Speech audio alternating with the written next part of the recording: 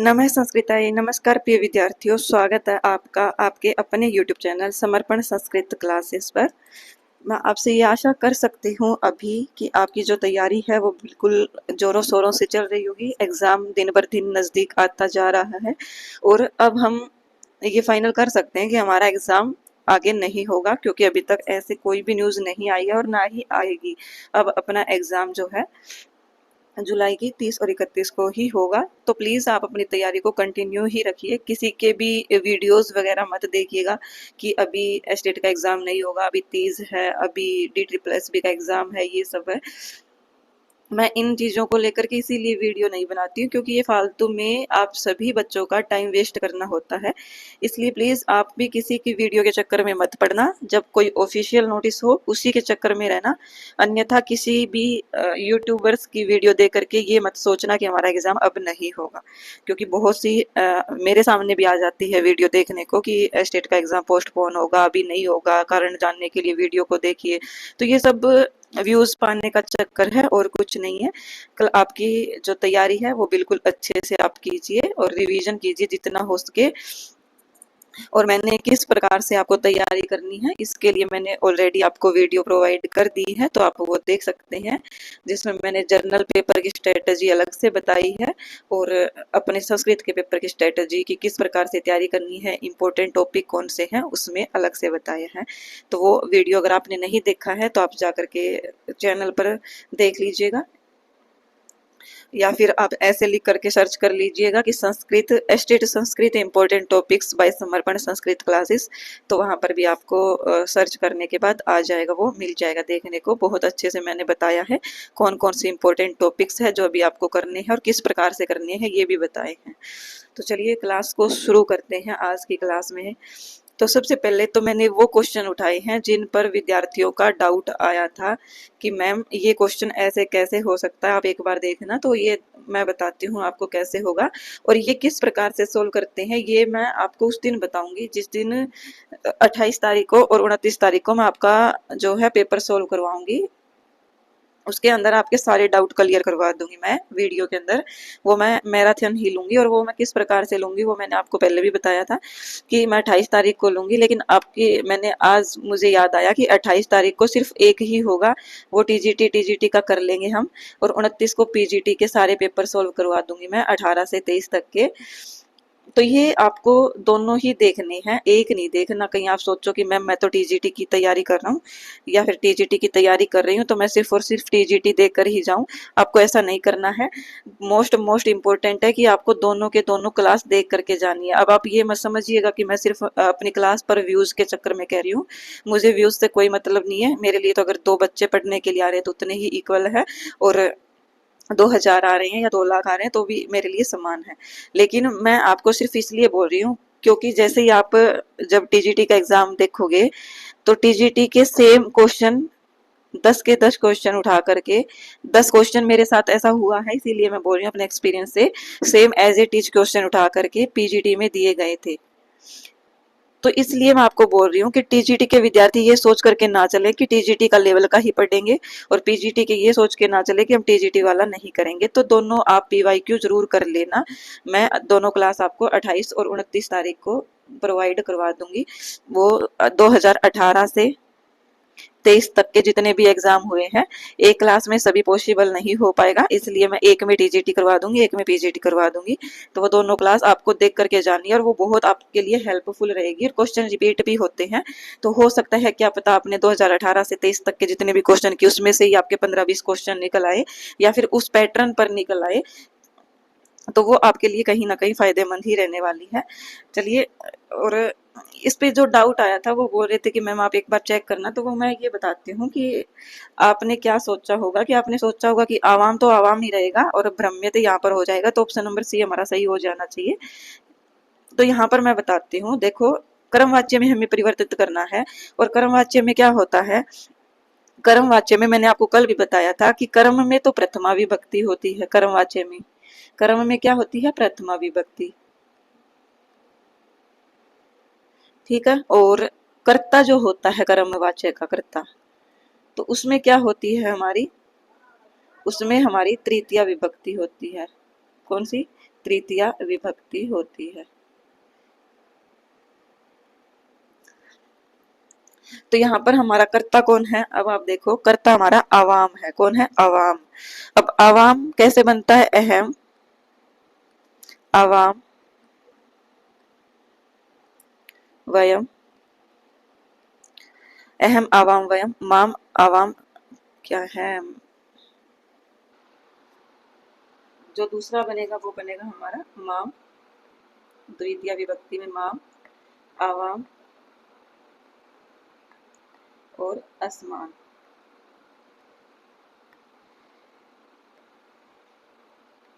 तृतीया में बनेगा हमारा मया,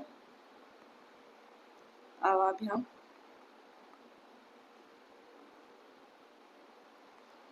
अस्माभि। तो ये देखो बच्चों, बहुत अच्छे तरीके से समझाने की कोशिश करूंगी मैं। यहाँ पर हमें कर्म वाच्य में परिवर्तित करना है इसको। और मैंने आपको अभी बताया कि कर्म वाच्य में जब हम वाक्य बनाते हैं तो जो हमारा कर्म होता है उसमें प्रथमा विभक्ति होती है, और जो हमारा कर्ता होता है अर्थात कार्य को करने वाला, उसमें हमारी तृतीया विभक्ति होगी। अब आप मुझे ये बताओ, क्या आवाम में तृतीया विभक्ति है? तो आप बोलोगे नहीं मैम, आवाम में तो हमारी जो विभक्ति है वो है प्रथमा। मान लीजिए प्रथमा का द्विवचन, या फिर इसका द्वितीया का द्विवचन मान लीजिए, दोनों के सेम ही रूप बन रहे हैं। लेकिन हमारी जो ये लगी हुई है ब्रह्माव है, तो यहाँ पर हमारा क्या हो जाता है, ये हमारी क्रिया लगती है जैसे सैतो तेतो युवाम यूयम अहम आवाम वयम, इसके हिसाब से लगती है। तो ये हमारा उत्तम पुरुष का बन जाता है, इसलिए यहाँ पर ये प्रभाव है आया है।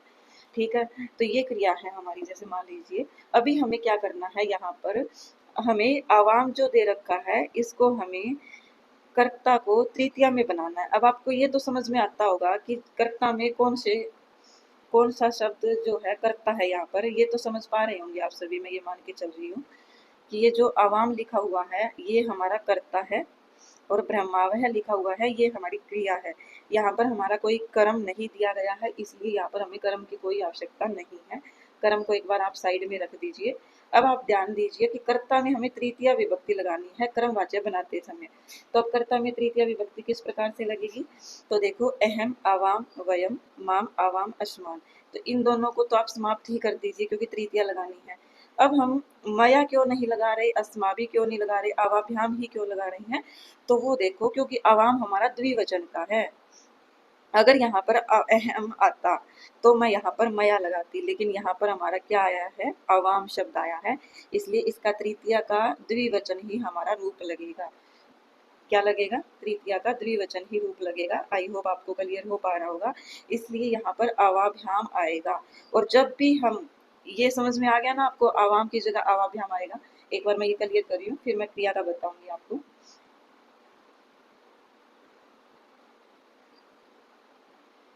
जब भी, जैसे अभी हमने आवाम का क्या बनाया था, आवाभ्याम बनेगा, तृतीया का द्विवचन ही बनेगा, तो आवाभ्याम हो गया।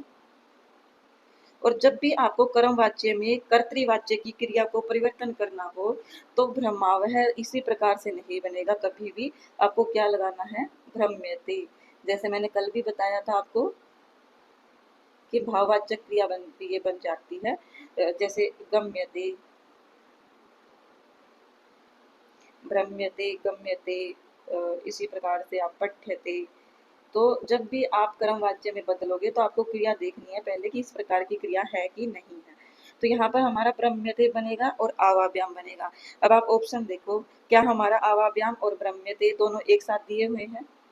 तो आप बोलोगे कि नहीं मैम, दोनों एक साथ नहीं है। यहाँ पर हमारा वयम दिया हुआ है, तो ये ऑप्शन हमारा गलत हो जाएगा। यहाँ पर हमारा आवाभ्याम दिया गया है लेकिन ब्रह्म्यते में ते की कमी है। अगर ये लिखा होता तो ये हमारा सही होता, लेकिन यहाँ पर ते नहीं लगा है, इसलिए ये भी हमारा गलत है। फिर हमारा तीसरा बनता है आवाम भ्रम्यते। तो यहाँ पर आवाम है और हमें क्या चाहिए था, आवाभ्याम। तो ये भी हमारा क्या हो जाएगा, गलत हो जाएगा। इसलिए इसका ऑप्शन जो होगा वो होगा न को अपि उपयुक्त है।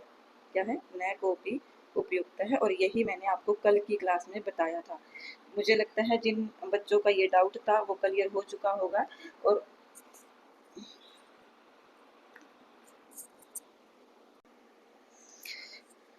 इसके बाद एक क्वेश्चन और है डाउट के लिए कि मैम बृहदात्तोः लट लकारे प्रथम पुरुषस्य बहुवचनम अस्ति। तो इनमें से मैंने आपको बताया था कि यहाँ पर जो है ये था कि यही होगा।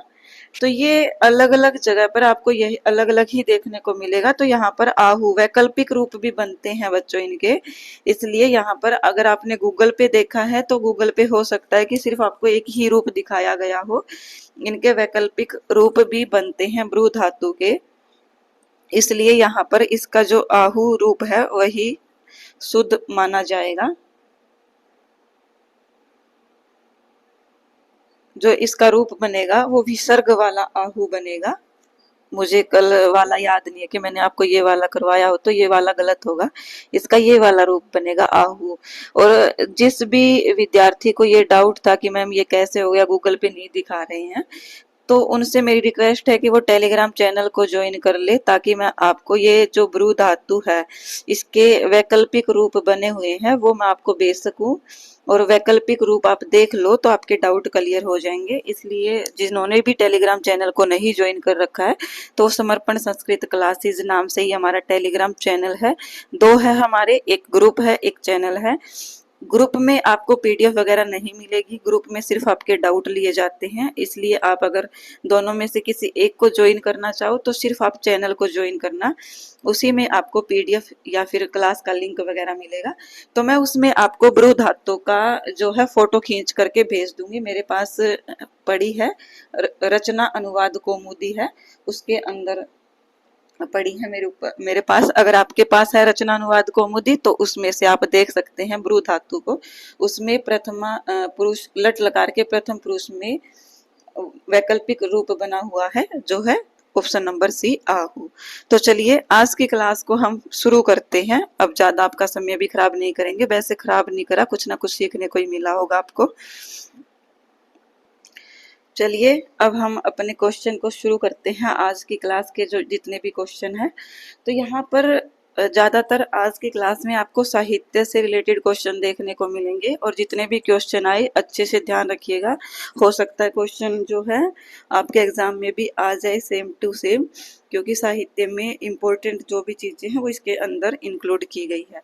तो यहाँ पर है सबसे पहला क्वेश्चन, यौवन प्रभवम तमह कीदृशो भवति। क्या कहा गया है कि यौवन से जो उत्पन्न अंधकार है वो कैसा होता है, ऐसा इसमें पूछा गया है। तो वो हो जाएगा हमारा महोजन्य ना अहंकार जन्य अरत्न आलोक छेद्यम। तो यहाँ पर इसका जो सही ऑप्शन होगा वो होगा, और आपको मैंने बता ही रखा कि आपको किस प्रकार से ध्यान रखना है कि आपका कितना ठीक हुआ कितना नहीं, तो आप साथ साथ करते चलिएगा। यहाँ पर जो हमारा सही होगा वो होगा ऑप्शन नंबर एक, अरत्न आलोक छेद्यम। क्या है? अरत्न आलोक छेद्यम इसका सही आंसर होगा कि युवावस्था का जो अंधकार होता है वो कैसे होता है, तो इसका सही ऑप्शन ऑप्शन नंबर ए हो जाएगा। फिर है अधोलिखितेषु सुकनास के उपदेश के अनुसार कौन सा जो है अनर्थ परंपरा नास्ति नहीं है। मतलब कि उसमें 4 बताए गए थे सुकनाशोपदेश में अनर्थ परंपरा के लिए। तो यहाँ पर जो है पहला कौन सा है, अभिनव यौवनत्वम। तो आपको ये ध्यान रखना है, यहाँ पर नास्ति पूछा गया है। कहीं आप भी जैसे फर्स्ट टाइम मैंने पढ़ा था तो मुझे लगा कि इसका आंसर जो है ऑप्शन नंबर डी होगा, क्योंकि ये भी है ये भी है और ये भी है, लेकिन यहाँ पर हमसे पूछा गया नास्ति। नास्ति मतलब कि ऐसा उस सुकनाशो उपदेश के अनुसार अनर्थ परंपरा कौन सा नहीं है। तो ये सभी की सभी अनर्थ परंपरा है, इसलिए आपका ऑप्शन नंबर ई सही हो जाएगा। उपर्युक्तेषु किंचन अपि नास्ति, मतलब कि ये सभी की सभी अनर्थ की परंपरा है और हमें नास्ति बताना है। तो यहाँ पर कोई अगर एक भी ऑप्शन ऐसा होता जिसमें नास्ति है तो वो हम बता देते, लेकिन अभिन्न यौवनत्वम अर्थात नई नई युवावस्था और दैवी शक्ति, मतलब कि बचपन से ही जब राजयोग मिल जाता है, और अप्रतिम रूपत्वम मतलब कि बहुत सुंदर रूप मिल जाना, और ये सभी चीजें जो है क्या होती है, अनर्थ परंपरा होती है, अर्थात अनर्थ करने वाली होती है। क्योंकि जब आप शुरू से ही राज संपन्न परिवार से उत्पन्न होंगे तो आपको कभी भी गरीब जो व्यक्ति होते हैं या फिर बुद्धिमान जो व्यक्ति होते हैं, शास्त्र का ज्ञान वगैरह लेना होता है, तो आप कभी भी जल्दी से नहीं सोचोगे, क्योंकि आपको सब कुछ जब ऑलरेडी मिल रहा है तो आप क्यों इतना मेहनत करोगे किसी भी चीज को लेकर के। तो यहाँ पर यही वर्णन किया गया है। फिर है क्वेश्चन नंबर 43, कम ब्रह्मा अपि रंजीतुम असमर्थ है, नीति शतकम अधिकृत्य उत्तरम लिखत। कम अर्थात ब्रह्मा भी जो है किसको खुश नहीं कर सकता है, तो यहाँ पर जो हमारा ऑप्शन होगा वो हो जाएगा ऑप्शन नंबर उपर्युक्तेषु किंचन अपि नास्ति। मतलब कि यहाँ पर बोला गया है कि ब्रह्मा किसको खुश करने में असमर्थ है, तो यहाँ पर इस में से कुछ भी नहीं होगा, क्योंकि जो कम ज्ञानी व्यक्ति है उनको ब्रह्मा खुश नहीं कर सकता, ऐसा इसका आंसर होना चाहिए था, लेकिन यहाँ पर ऐसा कुछ नहीं है।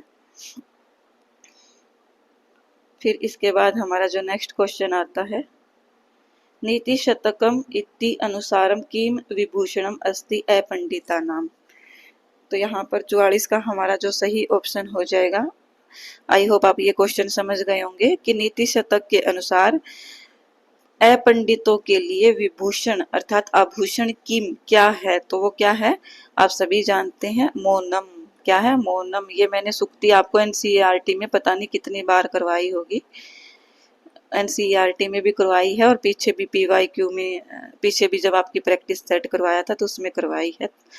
तो यहाँ पर ऑप्शन नंबर बी सही होगा। फिर है क्वेश्चन नंबर 45, अधो अंकितेषु भगवत गीता अनुसारम आत्मनो विशेषणम ना अस्ति। यहाँ पर नास्ति पूछा है, कहीं आप अचेद्य नित्य ये देखते उपयुक्तेषु एकस्माद् आदि कह करके ऑप्शन को और खुश हो जाओ। यहाँ पर पूछा है कि इनमें से कौन सा आत्मा का विशेषण नहीं है, तो यहाँ पर अछेद्य तो आत्मा का विशेषण है। अछेद्य अर्थात जिसे काटा नहीं जा सकता, जिसे काटा नहीं जा सकता।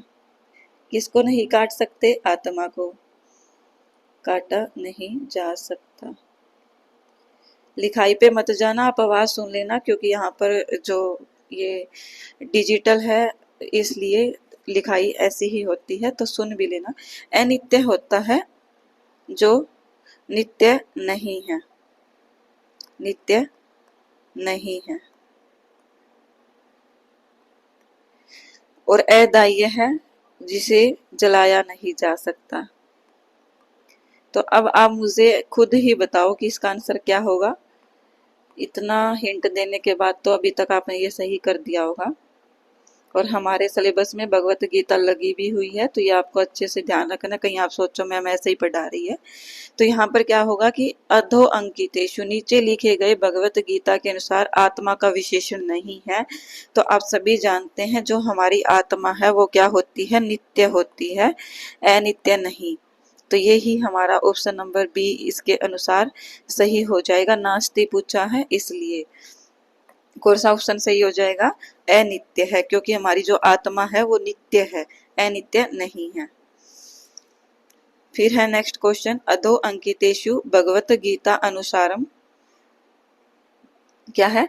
अधो अंकितेषु भगवत गीता अनुसारम आत्मनो विशेषणम अस्ति। आत्मा का विशेषण क्या है?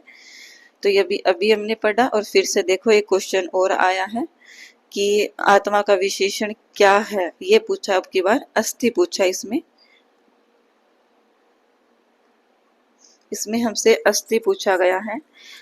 तो यहाँ पर हमें ये बताना है कि इसमें से कौन सा विशेषण है। तो अभी तक आपने इसका उत्तर दे दिया होगा। इसका जो सही ऑप्शन होगा वो है, क्या हो जाएगा हमारा? अज है। क्या हो जाएगा? अज है।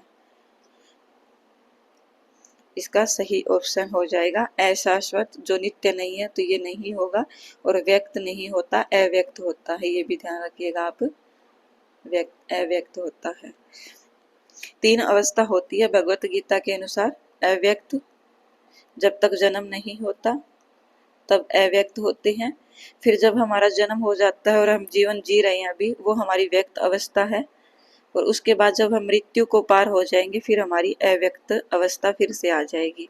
तो ये 3 ही अवस्था भगवत गीता के अनुसार बताई गई है।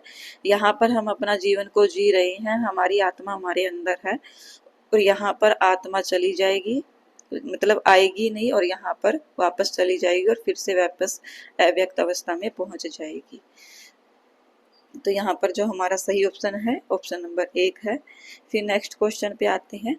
यम ही न व्यथयन्ति एते पुरुषम पुरुष ऋषभ है सो अमृतत्वाय कल्पते। तो यहाँ पर जो हमारा सही हो जाएगा वो क्या हो जाएगा कि यम यम जो ही न व्यथयन्ति, मतलब कि जो पुरुष ऋषभ का यहाँ पर जो विशेषण है ये पूछा जाता है, ये किसके लिए कहा गया है? ये कहा गया है अर्जुन के लिए। किसके लिए कहा गया है? अर्जुन के लिए कहा गया है। तो ये पुरुष ऋषभ कौन है? पुरुष ऋषभ का अर्थ क्या है? पुरुषों में श्रेष्ठ, पुरुषों में श्रेष्ठ, पुरुषों में श्रेष्ठ। तो यहाँ पर क्या हो जाएगा हमारा? इसका जो सही ऑप्शन होगा वो हो जाएगा हमारा सम दुख सुखम धीरम।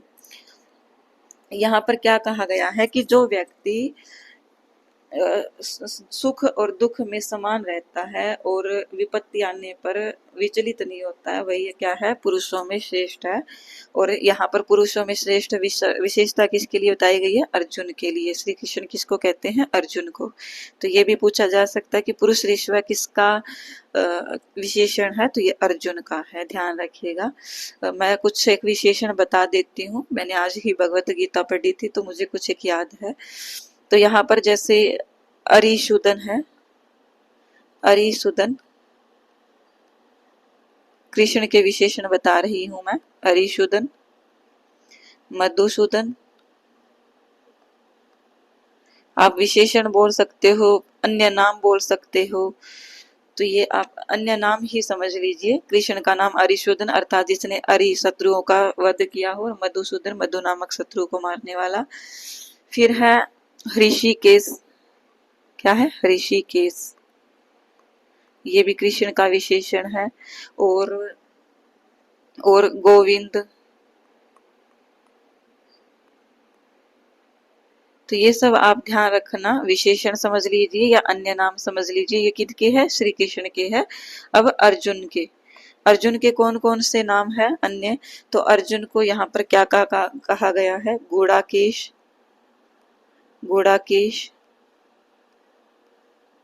गुड़ाकेश कौन होते हैं? जिसने अपनी निद्रा पर विजय प्राप्त कर ली हो, उसको हम गुड़ाकेश कहते हैं। तो हो सकता है कि आपको हिंदी में भी या फिर संस्कृत में भी ऐसा प्रश्न देखने को मिल जाए कि जिसने अपनी निद्रा पर विजय प्राप्त कर ली हो उसको क्या कहते हैं? गुड़ाकेश कहते हैं। फिर कहते हैं हम परंतप है, क्या है? परंतप है, तप करने में श्रेष्ठ। और सव्यसाची बोलते हैं, सव्यसाची किसके विशेषण बता रही हूं मैं? ये अर्जुन के। सव्यसाची कौन होता है? जो दोनों हाथों से काम करता है, जो दोनों हाथों से, जैसे अभी मैं लिखने का काम सिर्फ एक हाथ से कर सकती हूँ, और अगर मैं एक हाथ से राइट हैंड से अगर मैं थक जाऊं और मैं लेफ्ट हैंड से भी उसी राइटिंग में अपने काम को करूं तो वो सव्यसाची है, कहलाता है। तो हो सकता है ये प्रश्न आपको वन वर्ड सब्स्टिट्यूट ट्यूशन में भी देखने को मिल जाए, अर्थात वाक्यांश के लिए एक शब्द। तो उसमें भी ऐसे प्रश्न आते हैं कि सव्यसाची किसको कहते हैं? जिसने दोनों हाथों पर, जो दोनों हाथों से काम करता हो। और गुड़ाकेश जिसने निद्रा पर विजय प्राप्त कर ली हो। भारत, भारत भी अर्जुन का ही विशेषण आया है, और धृतराष्ट्र को भी भारत कहा गया है इसके अंदर। तो ये कुछ एक विशेषण है या अन्य नाम है, ये समझ लीजिए, ये आपको ध्यान रखना है। क्वेश्चन नंबर 47 का ऑप्शन नंबर सी सही होगा। फिर हमारा जो नेक्स्ट क्वेश्चन आता है वो है बुद्ध चरित तृतीय सर्गस्य कीम नाम। तो मैंने आपको ऑलरेडी बताया है कि आपको सर्गों के नाम अच्छे से देख लेने हैं, चाहे वो टीजीटी का विद्यार्थी हो या पीजीटी का। एग्जाम में आपके पूछे जा सकते हैं, लेकिन इसलिए, और क्यों पूछे जाएंगे? क्योंकि टीजीटी के विद्यार्थियों के कवि परिचय लगे हुए हैं, तो उनकी रचनाओं से इतना सामान्य परिचय तो पूछने का एस्टेट का हक बनता है, और वो पूछता भी है। ऐसा नहीं है कि वो नहीं पूछेगा, इसलिए ध्यान रखिएगा। बुद्ध चरित्र के तीसरे सर्ग का नाम क्या है? तो वो हो जाएगा हमारा संवेग की उत्पत्ति। क्या हो जाएगा? संवेग की उत्पत्ति तीसरे सर्ग का नाम है बुद्ध चरित्र के। टोटल कितने सर्ग है बुद्ध चरित्र में? 28 सर्ग है। उपलब्ध कितने हैं? 14। और किस में है? संस्कृत भाषा में उपलब्ध है, बाकी अन्य अलग भाषा में है। 14 ही सर्ग जो है संस्कृत भाषा में उपलब्ध है, और इन्हीं 14 के नाम हमसे पूछे जाते हैं। और खासकर तीसरे सर्ग का नाम आपसे पूछा जाता है, तो तीसरे सर्ग का ध्यान रखिएगा। संवेग की उत्पत्ति ही तीसरा सर्ग का नाम है। बाकी आप गूगल करके देख सकते हैं, या कहीं से भी आपको जहां से भी मिले आप देख जरूर लेना सभी सर्गों के नाम 14 के 14। फिर है क्वेश्चन नंबर 49। बहि प्रयाणाय चकार बुद्धिम अंतर्गृहे नाग इव अवरुद्ध है। इत्यत्र नाग इत्यस्य को अर्थ है, तो यहाँ पर नाग का अर्थ हमें बताना है। तो यहाँ पर नाग का अर्थ हो जाएगा, वो क्या हो जाएगा? हस्ती। क्या हो जाएगा? हस्ती अर्थात हाथी। हाथी नाग का अर्थ हो जाएगा। यहाँ पर नाग का अर्थ पूछा है, तो ये हमारा सही ऑप्शन हो जाएगा, ऑप्शन नंबर सी। सर्प और पर्वत नहीं है, तो कहीं आप ये टिक कर दो, इसलिए ध्यान रखिएगा। फिर अगला क्वेश्चन आता है हमारा, कोटर संभवापि मधुकरी पुष्कर मधुकम एव अभिलष्यति अभिज्ञान शाकुंतले चतुर्थांके कस्य इदम कथनम। तो ये कथन किसका है? ये हो जाएगा प्रियंवदा का। किसका? प्रियंवदा का।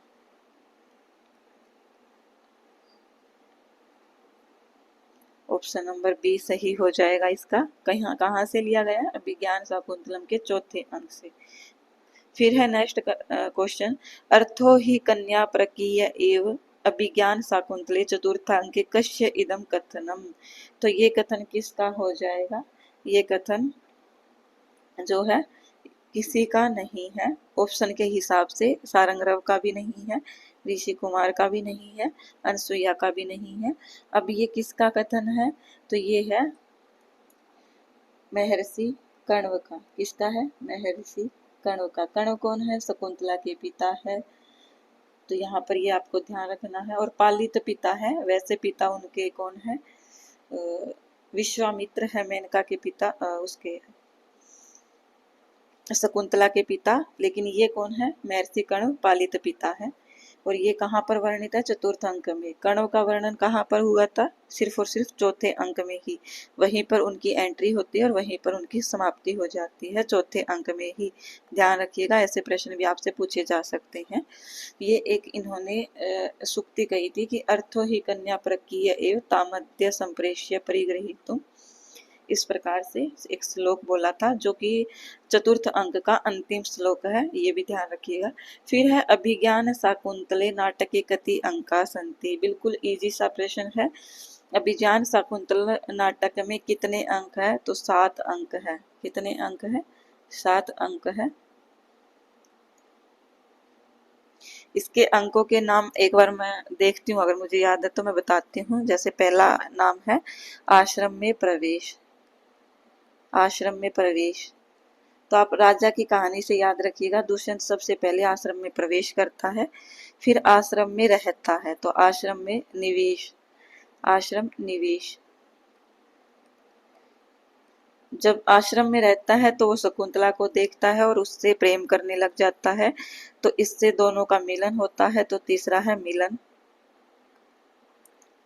फिर चौथा है जब मिलन हो जाता है और ये दोनों आपस में गांधर्व विवाह कर लेते हैं। फिर चतुर्थ अंक में जो महर्षि कण्व है वो आते हैं, और उनको आकाशवाणी के माध्यम से ये पता लग जाता है कि शकुंतला ने गंधर्व विवाह कर लिया राजा दुष्यंत से, तो वो उनकी क्या कर देते हैं? विदाई कर देते हैं। तो ये याद रखिएगा, विदा।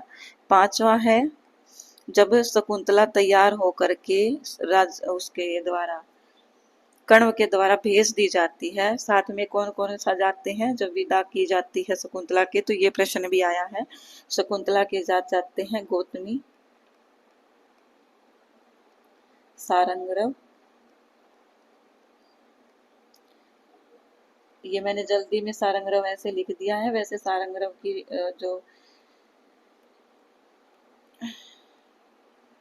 ये ऐसे बनेगा सारंगरव और शारदवत, क्योंकि आप सब है ना छोटी छोटी गलती निकालने में फोकस ज्यादा रखते हो, इसलिए मैंने सही कर ही दिया। तो ये तीनों जाते हैं और 2 ऋषि कुमार भी जाते हैं, तो ये आप ध्यान रखिएगा। ज्यादातर इनसे सही पूछे जाते हैं क्योंकि इन्होंने अच्छी अच्छी शुक्तियां भी बोली है पंचम अंक में। तो विदाई कर देते हैं, तो विदा के बाद सीधे हस्तिनापुर पहुंच जाते हैं 5वें अंक में। कौन? शकुंतला, गौतमी, सारंगरव, सारद्वत। कहाँ पर? राजा के महल में। तो शकुंतला जब जाती है तो राजा उसको पहचानने से मना कर देता है, क्योंकि उसकी जो अंगूठी है वो सची तीर्थ में गिर चुकी है। अंगूठी कहाँ गिरी है? सची तीर्थ में गिरी है। तो ध्यान रखिएगा सची तीर्थ का भी। सची तीर्थ, अंगूठी सची तीर्थ में गिरी थी, ये भी प्रश्न बहुत बार आया है और अभी भी आ सकता है। तो यहाँ पर जो है प्रत्याभिज्ञान, प्रत्यभिज्ञान। फिर छठा आता है प्रत्यास्मरण। मीन्स कि जब राजा दुष्यंत मना कर देता है, फिर विदूषक से पूछता है, तो विदूषक भी मना कर देता है कि ऐसा कुछ नहीं हुआ, क्योंकि राजा दुष्यंत ने उसको कभी कुछ बताया ही नहीं। तो विदूषक कैसे हाँ कर दे, तो इस पर वो भी मना कर देता है। फिर शकुंतला को जो है वो क्या कहते हैं, अप्सरा उठा करके ले जाती है शकुंतला को, और फिर राजा को प्रत्यास्मरण होता है। कैसे होता है? एक धीवर अर्थात जो मछली का पालन करने वाले हैं, तो मछली के पेट में अंगूठी मिली और वो बेचने के लिए जा रहा था, तो उसको उससे वो पकड़ा गया और राजा को वो अंगूठी वापस मिल गई। क्योंकि जो राजा की अंगूठी है, तो अब उसके जो चेले होंगे वो तो यही कहेंगे कि ये तो अरे ये तो राजा की अंगूठी है, तो तेरे पास कैसे आई? तो उसको पकड़ के राजा के पास ले जाते हैं और राजा के पास अंगूठी जाती है, उसको सब कुछ याद आ जाता है। तो छठे अंक में प्रत्यास्मरण है और 7वें अंक में राजा का और शकुंतला का पुनर्मिलन हो जाता है। तो 7वें अंक का नाम है पुनर्मिलन। देखो याद है ना, आप कहानी के तरीके से याद रखोगे तो आपको भी याद रहेगा। तो यहाँ पर हमारा टोटल कितने अंक हो गए हैं? 7 अंक हो गए हैं। फिर हमारा जो नेक्स्ट प्रश्न आता है, स्वप्न वाशवदत्तम। अब आप ये नहीं बोलोगे कि मैम आपने हमें साहित्य के लिए कोई भी क्वेश्चन नहीं करवाए, तो यहाँ पर आपके आज के लगभग साहित्य के ही क्वेश्चन आपको देखने को मिलेंगे। क्वेश्चन नंबर 53, स्वप्न वाशवदत्तम इति नाटके कति अंका। स्वप्न वाशवदत्ता में इस नाटक में कितने अंक है? तो यहाँ पर 6 अंक होते हैं स्वप्न वाशवदत्ता में। स्वप्न वाशवदत्ता किसकी रचना है? भास की। किसकी है? भास की रचना है।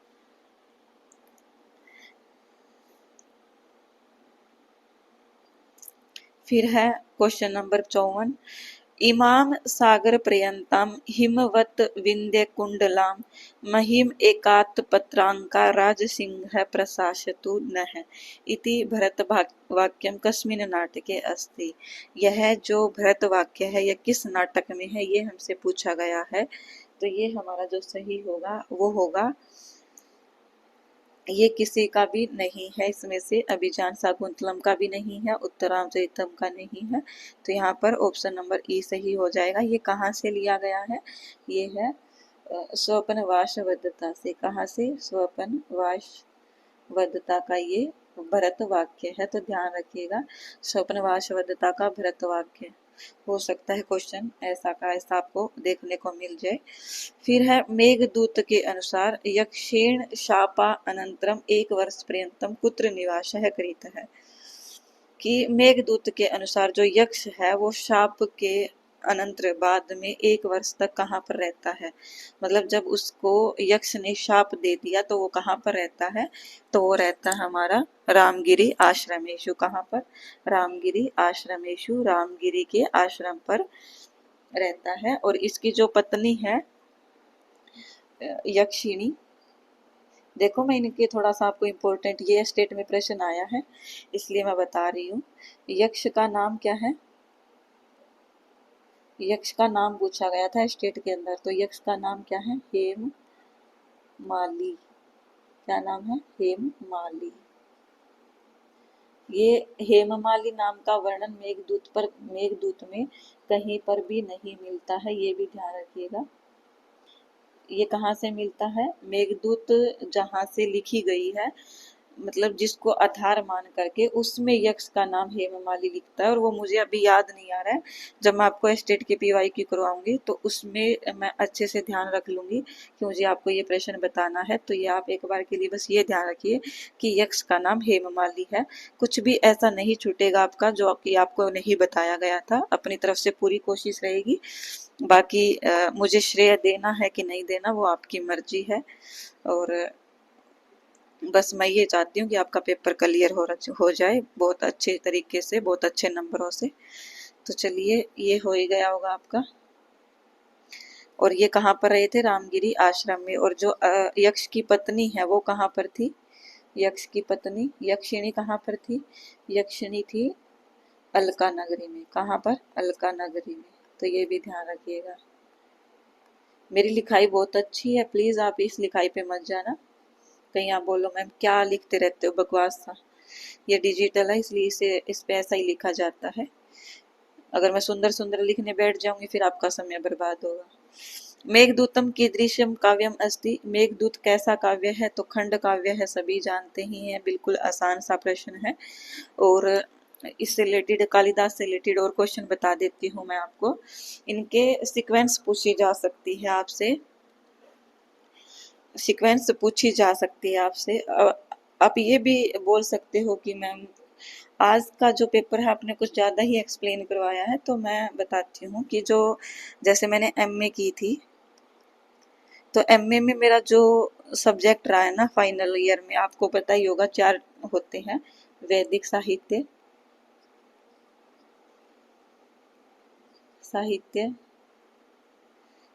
दूसरा दर्शन साहित्य या दर्शन समझ लीजिए, तीसरा व्याकरण, और फोर्थ जो होता है हमारा लौकिक साहित्य, या फिर सीधा भी आप साहित्य समझ लीजिए। तो हम उन्हीं बालकों में से थे जिन्होंने लौकिक साहित्य ले रखा था। लौकिक साहित्य, हमारी मैम तो बोलती भी थी कि सारे के सारे डफर जो बच्चे हैं ना वो सारे के सारे साहित्य में ही आ गए हैं। और देख लो, डफर होते थे हम, इतने डफर, अब भी डफर ही हैं। लेकिन उस समय तो हमारी मैम हमारी इतनी बेइज्जती करती थी कि व्याकरण में सभी विद्वान बच्चे चले गए हैं, उनको अच्छी नॉलेज है, दर्शन में भी बहुत अच्छे अच्छे विद्यार्थी गए हैं, तुम सब मेरी इज्जत की तोड़ी करवाओगे, तुम पढ़ते नहीं हो, ये नहीं करते हो। और हम सबका रिजल्ट जो रहा था ना वो साहित्य वालों का ही अच्छा रहा था। तो साहित्य वालों को कभी भी कम नहीं समझना चाहिए। और मेरा जो है साहित्य ही रहा है, इसलिए मुझे थोड़ी सी साहित्य की मैंने अच्छे से कहानी वगैरह पढ़ रखी है, इसलिए मैं थोड़ा सा आपको और अच्छे से एक्सप्लेन कर पा रही हूँ। व्याकरण को मैंने अभी सीखा है, पहले मुझे व्याकरण बिल्कुल भी नहीं आता था, लेकिन अभी मैंने उसको ठीक कर लिया है। ठीक ठीक हुआ है वो भी, ज़्यादा मैं नहीं बोलूँगी कि मुझे बहुत अच्छी नॉलेज है व्याकरण की या फिर साहित्य की, लेकिन ठीक है साहित्य मेरा। तो यहाँ पर मेघदूतम कीदृशम काव्यम अस्ति, मेघदूत कैसा काव्य है? तो ये खंड काव्य है। अब मैंने आपको बोला था कि इसके मैं आपको वो बताऊंगी कालिदास की अन्य रचनाओं के बारे में। तो सबसे पहले जो इनकी रचनाएं हैं उसमें इन्होंने रचना की है ऋतु संहार की। हो सकता आपसे कर्म पूछ लिया जाए, तो ऋतु संहार की रचना की है। किसकी रचना की है? ऋतु संहार की। और सबसे लास्ट जो रचना है अभिज्ञान शाकुंतलम है। अभिज्ञान शाकुंतलम सबसे लास्ट रचना है। इसके बाद जो रचना है इनकी ऋतु संहार के बाद, फिर वो है मालविका अग्निमित्रम। मालविका अग्निमित्रम। और फिर है इसकी विक्रमोर्वशीयम। विक्रमोर्वशीयम। फिर विक्रमोर्वशीयम से फिर मेघदूतम, फिर रघुवंशम। और कुमार संभव मैं बीच में एक अक्षर खा गई, कुमार संभव आपका यहाँ पर आएगा ऋतुसंहार के बाद दूसरे नंबर पर। पहला नंबर ये है, दूसरे नंबर पर कुमार संभव आएगी, ये ध्यान रखिएगा, कुमार संभवम। आप समझ गए होंगे। पहले नंबर पर कुमार संभव, दूसरे ऋतु संहार, दूसरे पे कुमार संभव, तीसरे पे मालविका अग्निमित्र। फिर आपको याद कैसे रखना है, यहाँ पर मालविका के वी से उठाइए और वी को से शुरुआत कर दीजिए, विक्रमोर्वशीयम। फिर विक्रमोर्वशीयम के मैं को उठाइए और मेघदूत से शुरुआत कर दीजिए। फिर रघुवंशम याद रख लीजिए और अभिज्ञान शाकुंतलम मैंने बताई दी कि सबसे लास्ट रचना है। तो इस प्रकार से आप याद रख सकते हैं, जैसे मैंने तरीके से याद रखी है, बाकी आपकी मर्जी है, कैसे भी याद करो। इनका क्रम पूछा जाता है। फिर इनके बारे में मैं आपको बताती हूँ कि कौन सा काव्य किस प्रकार का है। अभिज्ञान शाकुंतलम नाटक है, मालविका अग्निमित्रम भी एक नाटक है, और विक्रमोर्वशीयम एक त्रोटक है। क्या है? त्रोटक। वैसे इनकी गणना नाटक में ही की जाती है। अगर हमसे पूछा जाए कालिदास के कितने नाटक है, तो 3 नाटक ही होंगे। लेकिन अगर स्पेशली पूछा जाए कि विक्रमोर्वशीयम क्या है और ऑप्शन में त्रोटक हो, तो आपको यही टिक करना है। आई होप आप समझ पा रहे होंगे कि मैं क्या कहना चाह रही हूँ। अगर आपको ऑप्शन में विक्रमोर्वशीयम दिखाई दे और बोला जाए कि ये किस प्रकार का नाटक है, जैसे मेघदूतम का यहाँ पर पूछा गया था, तो आपको त्रोटक टिक करना है। और अगर आपसे पूछा जाए कि कालिदास के कितने नाटक है, तो टोटल 3 नाटक है, और तीसरा नाटक हमारा विक्रमोर्वशीयम ही गिना जाता है। अभिज्ञान शाकुंतलम और मालविका अग्निमित्रम पहला, दूसरा और तीसरा। और ऋतु संहार हमारा क्या है? एक गीति काव्य है। रघुवंश हमारा महाकाव्य है और मेघदूत खंड काव्य है। कुमार संभवमी हमारा एक क्या है? महाकाव्य है। ध्यान रखिएगा। कुमार संभव में कितने सर्ग है, ये आप मुझे कमेंट करके बताओगे। कितने सर्ग है कुमार संभव में, ये आप मुझे कमेंट करके बताओगे, मैं नहीं बताने वाली। कठो उपनिषद अनुसारम मनस्तु परा का भवती, ये आपके कठ उपनिषद आपके सिलेबस में लगी हुई है, इसीलिए मैंने भी ये प्रश्न उठाया है। कहीं आप सोचो कि मैम आप ये क्या करवा रही हो।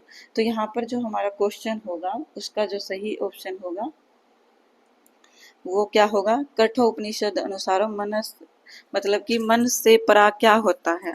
तो मन से परा जो होता है वो होता है, ना तो तन्मात्रा होती, ना इंद्रिया होती, ना बुद्धि होती, आत्मा होती, क्या होती है? बुद्धि। तो इसका सही ऑप्शन हो जाएगा बुद्धि। क्या हो जाएगा? सही ऑप्शन बुद्धि। कठोपनिषद के अनुसार मन से परा क्या होता है? बुद्धि होती है। फिर है कठोपनिषद अनुसारम अर्थेभ्यः परम किम भवति, कि अर्थ से परे क्या होता है कठोपनिषद के अनुसार? तो क्या होगा इससे? अर्थ से परे 58 नंबर क्वेश्चन है जो इसका जो हमारा सही हो जाएगा। अर्थ से परे हमारा क्या हो जाएगा? मन, और मन से परे क्या हो जाएगा? बुद्धि। तो ध्यान रखिएगा, पहले अर्थ होगा, फिर मन, फिर बुद्धि। इस प्रकार से ये प्रश्न है। चलिए आगे चलते हैं। फिर है नेक्स्ट क्वेश्चन, मेघदूतम इति अनुसारम संतप्तानाम कह शरणम असि। मेघदूतम इति अनुसारम संतप्तानाम कह शरणम असि।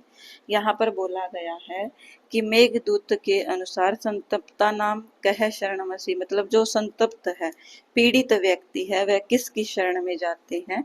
तो वो जाते हैं मेघ की। और ये किसने कहा था? ये यक्ष ने कहा था मेघ को, कि जब तुम अलका नगरी जाओगे तो वहां पर पीड़ित व्यक्ति भी आएंगे बहुत सारे, जो काम करते होंगे खेतों में, तो उनकी पीड़ा को तुम जो है मिटा देना, क्योंकि वो बादल को देख करके खुश हो जाएंगे। तो तुम जो है संतप्ता नाम पीड़ितों की क्या है, जो है पीड़ितों के लिए उनकी एक दवा मात्र हो, अर्थात अगर तुम बरसाओगे, उनको छाया दोगे, तो उनको सुकून मिलेगा। तो यहाँ पर मेघ है पयोदय हो जाएगा। फिर है सद्य पाति ही प्रणय, क्या है? सद्य है पाति प्रणय हृदयम विप्रयोगे रुणति इत्यत्र विप्रयोगे इत्यस्य को अर्थ है। ये पहली बात तो ये कहाँ से ली गई है ये आपको पता होना चाहिए। तो ये जो सुक्ति है ये ली गई है मेघदूत से। कहाँ से? मेघदूत से। यहाँ पर यक्ष अपना वर्णन कर रहा है कि जो प्राण में जो हृदय है मेरा, वो क्या हो रहा है? वियोग के कारण रुक सा गया है, सांसें नहीं आ रही है। किससे वियोग हो गया है? यक्ष के श्राप से, अपनी पत्नी से उसका वियोग हो गया है। यक्ष का बोल रही हूँ, कुबेर के श्राप से, यक्ष का नहीं है। मैंने अगर पहले बोलती हो तो क्षमा करना। श्राप कुबेर ने यक्ष को दिया था। कहीं मैं बाय मिस्टेक पहले वाले क्वेश्चन में आपको ये बोल गई हो कि यक्ष के श्राप से, तो प्लीज क्षमा करना। कुबेर ने दिया था श्राप यक्ष को। तो यहाँ पर क्या है, विप्रयोग का अर्थ क्या है, विप्रयोग का अर्थ है वियोगी। क्या होगा, वियोगी। और यही सेम क्वेश्चन एस्टेट में हिंदी में पूछा गया था।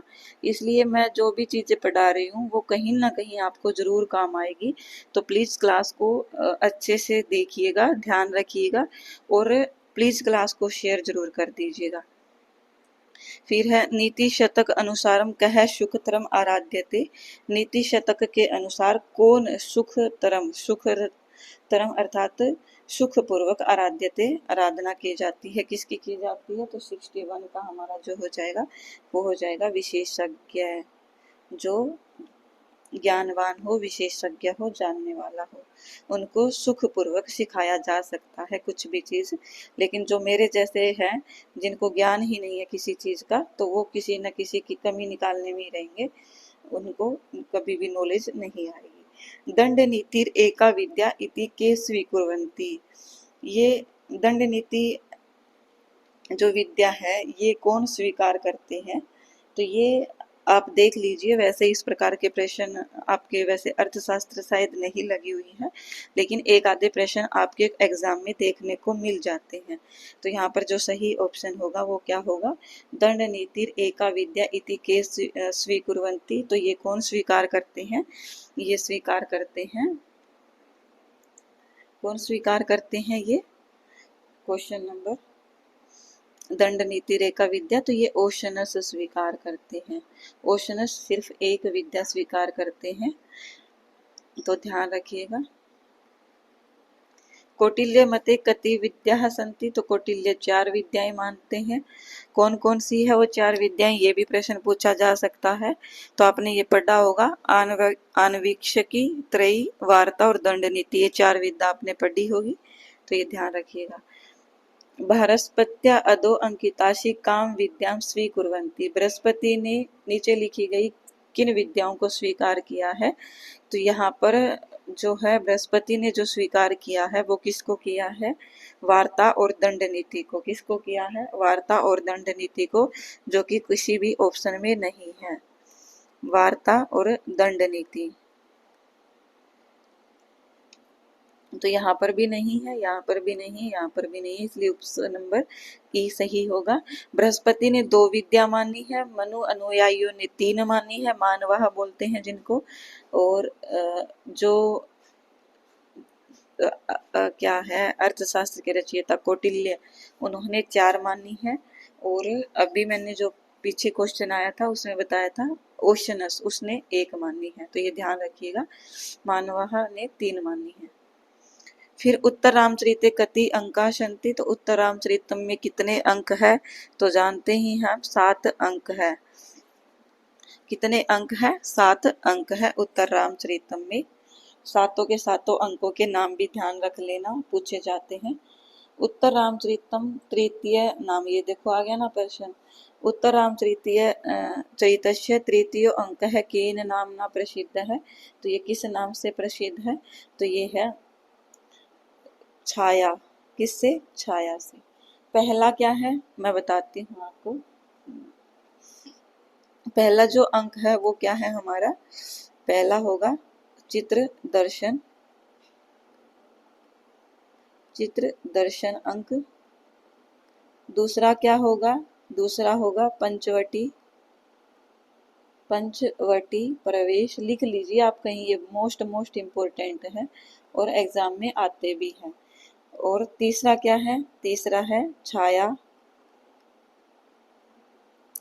फोर्थ क्या है, फोर्थ है कौशल्या जनक योग।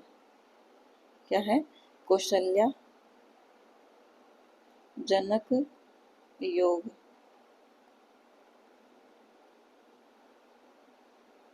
कौशल्या जनक योग। उसके बाद क्या आता है, फिर पांचवें में मुझे लगता है प्रत्यभिज्ञान आएगा। छठे में मुझे ये अच्छे से याद नहीं आ रहे हैं, मैं आपको जब एस्टेट की क्लास करवाऊंगी तो उसमें भी ये प्रश्न आया है, तो मैं वहां पर आपको अच्छे से करवा दूंगी सातों के सातों अंकों के नाम। अभी मुझे अच्छे से याद नहीं है तो क्षमा कीजिएगा। बाकी आप एक बार ये चार ध्यान में रखिएगा। कौशल्याजनक योग है, और सातवां तो ये होगा कि मिलन होगा इनका। किनका मिलन होगा? सीता का, राम का, और इन जो इनका पुत्र है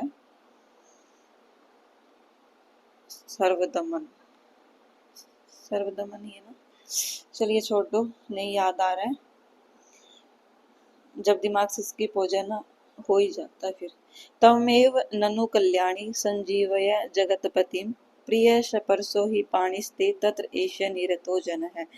उत्तरांतरितस्य तृतीय अंके कस्य इदम कथनम, ये किसका कथन है? तो ये जो है कथन, ये किसका हो जाएगा? ऑप्शन नंबर बी का। किसका? तमसा का ये कथन हो जाएगा। किसका हो जाएगा? ये तमसा का ये कथन सही हो जाएगा। फिर नेक्स्ट क्वेश्चन, आज की क्लास हम यहीं तक रखते हैं, बाकी हम नेक्स्ट क्लास में करेंगे। धन्यवाद, बने रहे हमारे साथ इसी प्रकार से।